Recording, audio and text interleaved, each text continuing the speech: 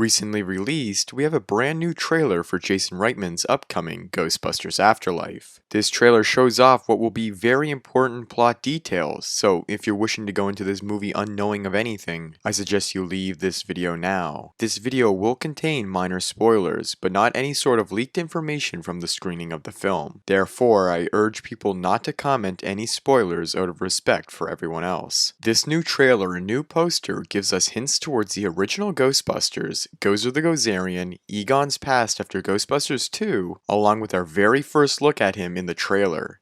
Let's get right into it. Of course, just before we begin, make sure you subscribe to the channel so you never miss out on the latest Ghostbusters Afterlife news. From now until the film's release in November, I will be covering every bit of news we get on it, so if you're a big fan, you won't want to miss a single second of it. Also, I apologize for how I'm going to sound in this video as I have lost my voice, so please bear with me. The new trailer opens with a shot of an old pickup truck driving down a dirt road. In the passenger seat of the truck is in fact a ghost trap, and the red blinking light on the trap indicates that something is inside of it. The side of the truck has the logo and text for Shandor Mining Company, something an on-set photo from 2 years ago can confirm. Suddenly, the driver's side of the truck is struck by something, but we don't know exactly what. Driving the truck is undoubtedly an older man. We can see here he has gray hair, a big gray beard, and round, circular glasses. This man here is Dr. Egon Spengler from the original 2 films. A closer look can more than confirm this. He really does look like an older Egon, and his look is very similar to Harold Ramis towards the end of his life. This is our first official look at Egon Spengler, and I do think that this scene here will be the one that opens the movie. This will be the first scene of the film, sort of like how every Ghostbusters has a cold open. The truck proceeds to crash, and we cut to the present day featuring Egon's family approaching his farmhouse. Phoebe, played by McKenna Grace, asks her mother, Callie, played by Carrie Coon, what kind of scientist their grandfather Egon was.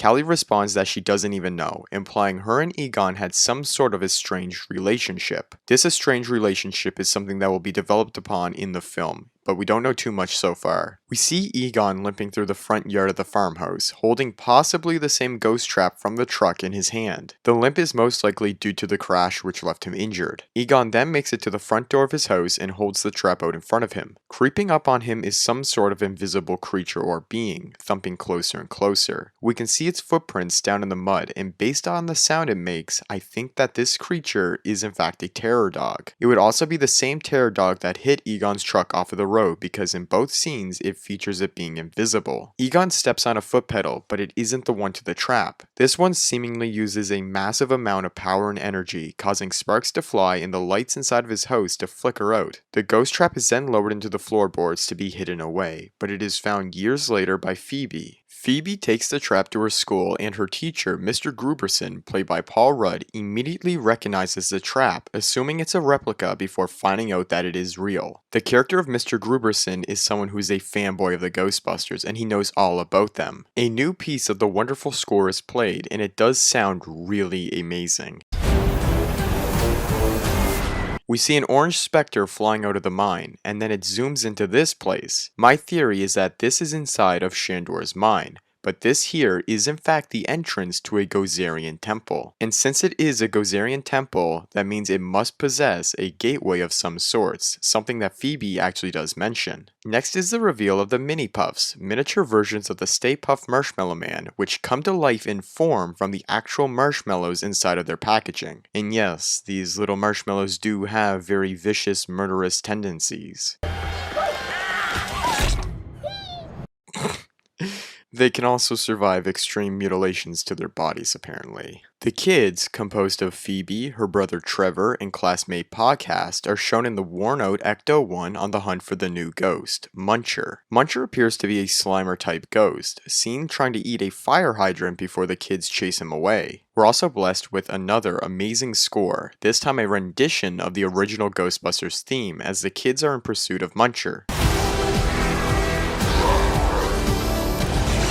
The Ecto-1 deploys a remote-controlled ghost trap that is also in pursuit of Muncher right before the ghost turns around and starts attacking them with flying metallic projectiles. A scene is shown here of 4 Neutrino wands set up as if they were automatic turrets firing into what we can only assume is a portal or gateway. Who set these Neutrino wands up is still unknown though. All we do know is that this is inside of the mine in Gozerian Temple. A spectral form of a terror dog, more specifically Vince Clortho, escapes the trap and flies overhead of Mr. Gruberson. Based from promotional images, we can tell that Phoebe and Mr. Gruberson try investigating the trap further in the school parking lot, but something obviously goes wrong and the terror dog escapes. This is also the same trap Egon had at the beginning of the trailer, further cementing the idea that a terror dog was chasing him. And in some alternate promotions, we actually do see the spectral terror dog exiting the trap. Above the Spengler farmhouse is an entire cross-rip, similar to the one that brought about the arrival of Gozer in the first film above Dana's apartment. That is followed by a shot of Finn Wolfhard's character, Trevor, standing in front of the Ecto-1, and behind him is Podcast, wearing an original Ghostbusters flight suit. Mom Callie is also at the farmhouse around the same time, wearing a very sparkly dress, probably witnessing something of a paranormal extreme in front of her. This look gives me major Dana Barrett and Zool vibes, leading me to theorize that Callie will in fact become possessed by Zool, the terror dog and minion of Gozer. And for the first time, we see Gozer making its return by climbing out of the gateway. For what will be one of my most favorite scenes, we see one of the terror dogs chasing the remote-controlled ghost trap down the streets of Somerville, Oklahoma. The next scene is in Walmart, where Gruberson comes across a terror dog eating a giant bag of dog food. This scene takes place after the introduction of the mini puffs, because we can see them by his feet. And just like Callie will be possessed by Zool, I think Gruberson will be possessed by Vince Clortho. It just makes the most sense.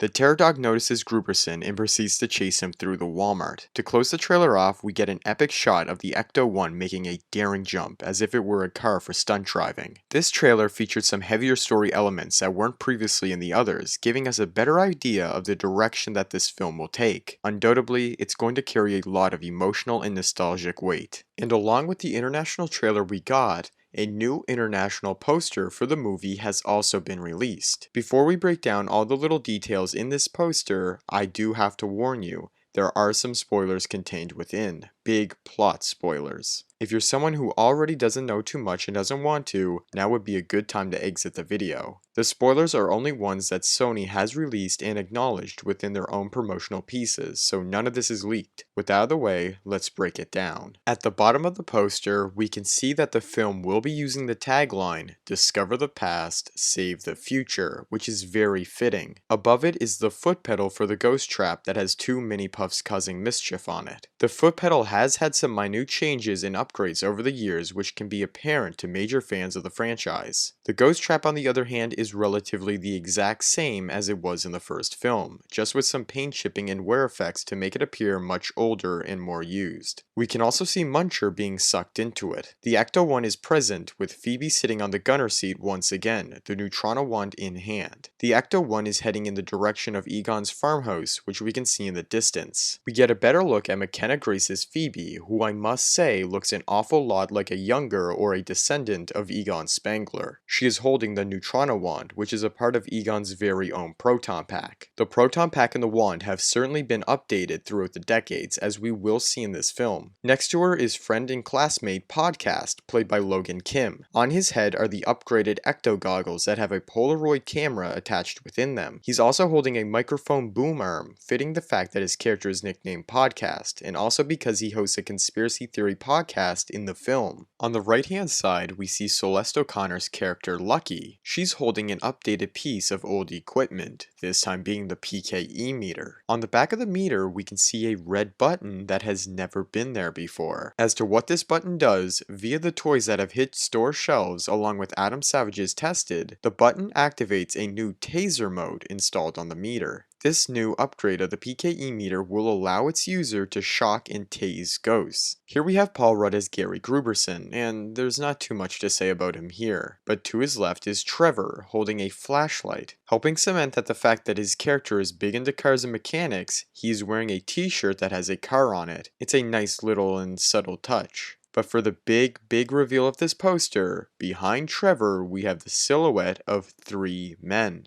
These 3 men are in fact the Ghostbusters, suited up in uniform with the proton packs. This is our first official look at Ray Stantz, Peter Venkman, and Winston Zeddemore. We can see them standing outside of the farmhouse, which leads me to believe that this may actually be a scene directly from the movie. I think we will see them arrive at the Spengler farmhouse, decked out in their full Ghostbuster attire. And that is pretty much it for this brand new look at Ghostbusters Afterlife in the form of a new trailer and a new poster. Both had a lot to go over and break down, and it still leaves plenty of room for speculation and theories on the film. As we get closer and closer to November 19th, expect a lot more promotional footage and images for this film to release. However, be very careful with some. It is a known fact that the marketing for a film can often be filled with spoilers, so it's good to keep that in mind. Come another trailer, I probably won't watch it because I'm trying my best to avoid the major plot spoilers. Anyways, I want to hear what you think on both the trailer and the poster for Ghostbusters Afterlife. Do you like the direction the story is going in? Are you excited to see the original Ghostbusters make their full return? Do you think we will see what happened to Egon? And do you think Mr. Gruberson and Callie will be possessed by Vince Clortho and Zool? Make sure to let me know in the comments. And if you enjoyed this video, please leave a like, it helps out greatly. Also, make sure to subscribe for much more Ghostbusters Afterlife news videos and theories.